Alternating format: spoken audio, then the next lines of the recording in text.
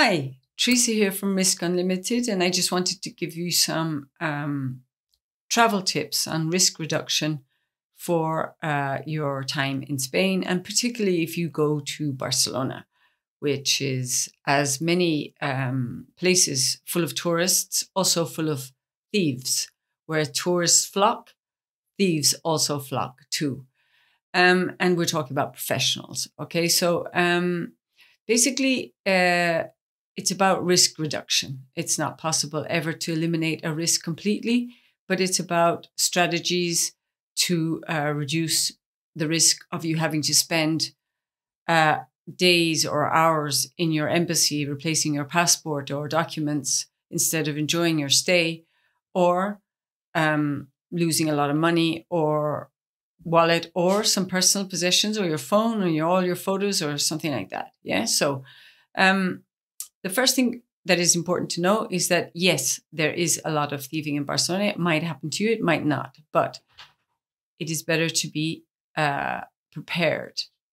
The most important thing is to be prepared for every situation. The reason that tourists are attractive is because they tend to walk around with a lot of stuff, and because they tend to be in places that are crowded with a lot of people, and a lot of people often jam together. So it's easier as well to carry out the act of robbery when people are distracted or in crowds, or, you know, like the metro, or in queues, or late at night after a few drinks. So given that there are a lot of thieves, let's say in Barcelona, as in any major tourist city, you have to be constantly kind of wrapping your arms around your rucksack isn't really the best way, because they're going to be better at thieving than you are at preventing it. So it's important to take stock of where you're going to go at different moments of your stay, and what you actually need to do in different contexts, because not every context is the same. It's not the same walking, along an empty beach as walking down the Rambla at full at peak hour, right? So the first rule of thumb is to leave everything possible in the safe, in the hotel. That's what they're there for, and that's what they are better served for. It is better to have somebody ask you for your papers, which is rare, like the police, and you say that you don't have it, it's at the hotel, and you could be happy to bring it down the next day, than to have it taken from you, right? So don't walk around with your passports. If you want, make a photocopy of it, because who cares? But again, we have identity theft. So just leave the passport at the hotel. You would not believe the amount of people, experienced people as well, in these kinds of things, that have had their passports taken.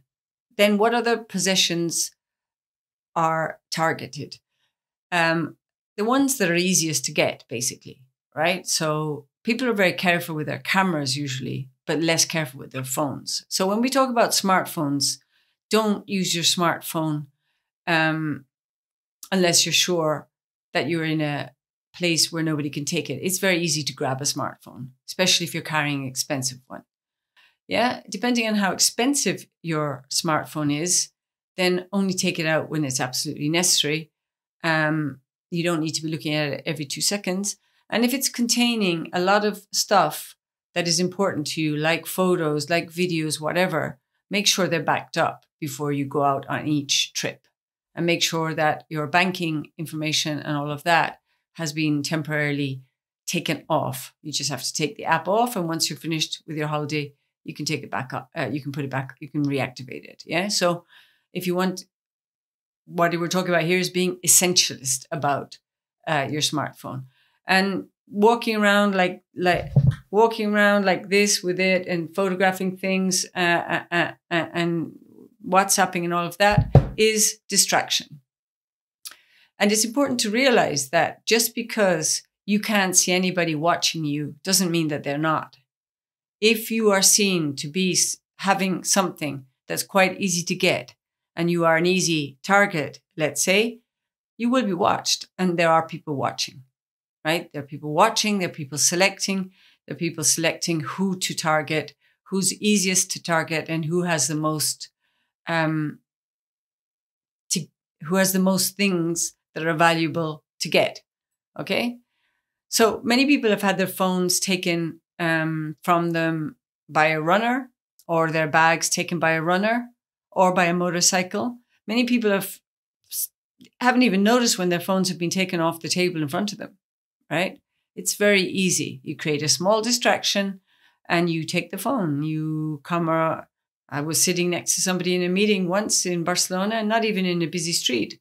And we were talking, and the person had their phone on the table in front of us. And neither of us noticed that somebody had taken and it was an iPhone. And on the iPhone, that person had a lot of important things, photos, messages, etc., that she didn't want in other people's hands. So keep your phones well out of sight. And when you have to take a photograph, look around first, right? And just be careful, because smartphones are easy to ditch the next day into one of those shops along the roads in the different areas of Barcelona. So they're easy money, right? You grab a smartphone, you take it to the shops, they buy it for half the price.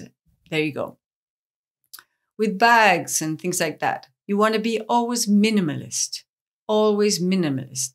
right? Don't take out things that you don't really need. And then you need to think 3 times, do I really need that? What for?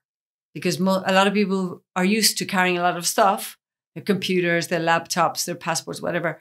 And it's hard for them to realize that they don't need that to go and visit La Sagrada Familia, for example, right? So the less you take with you, the less risk you have, because you're reducing risk by being a less attractive target for somebody. And somebody who has taken more stuff will be a more attractive target, right? Unless you really, really are going to go and work on your laptop or your iPad or whatever, keep it in the safe at the hotel. The amount of people's computer bags with computers in them, expensive computers with a lot of data that have been taken while people sit happily enjoying a meal in a restaurant is incredible. Some people think they are safe in restaurants. No, you're not, because somebody can just, and it has happened and I've seen it, just come in, walk past, act as if they're going to the toilet, and you don't even realize, because people put their bags at the sides of their chairs. They put their bags hanging on the back of the chair, and it's easy to just walk into the toilet, check out whose bags are where, and as you come out, you take one. Yeah, it's been done hundreds of times. So restaurants are not safe places for you to just leave your camera bag or your computer rucksack or whatever hanging, or even at your feet. Yeah, that's not safe either. So you need to be alert rather than paranoid. But the best risk reduction measures for Barcelona is taking nothing of value outside with you, particularly if you know you're going to be A, in a crowded place, B, going out at night and likely to be in discos or bars, or crowded bars, drinking, etc., etc. Restaurants, yeah, things like that. So you don't want to be taking anything of value when you're doing those things. You might be thinking, yeah, but that's like what people do on holidays. Yeah, crowded places, all visiting at the same time on the metro, which is like sardines packed into a jar. What am I supposed to do? Relativize. Yeah, if you need to, get a second phone that is less expensive, what they call in the films a burner phone, and use that, or find some way. But don't carry around with you really expensive electronic equipment that captures attention of potential thieves all the time, just in case the photo of your lifetime pops up. It's not worth it, believe me. And never take your important documents out with you. I cannot stress that enough. So many people have spent so many hours in their embassies in Barcelona, not the fastest either, trying to replace their travel documents in time for their flights and had miserable times. Yeah. Then if you have something also of sentimental value, don't take that out either. Again, we're talking about reduction of risks. It's not to be paranoid. It's to be alert because you won't see it coming. They're too good. Yeah. I'm an alert person. I'm situationally aware. I've been in a lot of very dangerous contexts. And I had my wallet taken out of my bag once when I was getting on the train. I didn't even feel it. It was a second. And we've seen people do it to others. Yeah, it's very easy. We get distracted. We're in conversations. We're looking around. We're worrying how to get the ticket. We're trying to speak in a different language. We're distracted. It's normal. We're on holiday. But that is when you are most vulnerable. So I hope this video helps you to have a risk-free stay in Barcelona. Be particularly careful at night. Make sure you avoid side streets if you're going to go out late at night, especially in the part of the Rambla. And if you know you're going to be drinking, get taxis from A to B, particularly if you're a woman, and just be careful out there and be minimalist.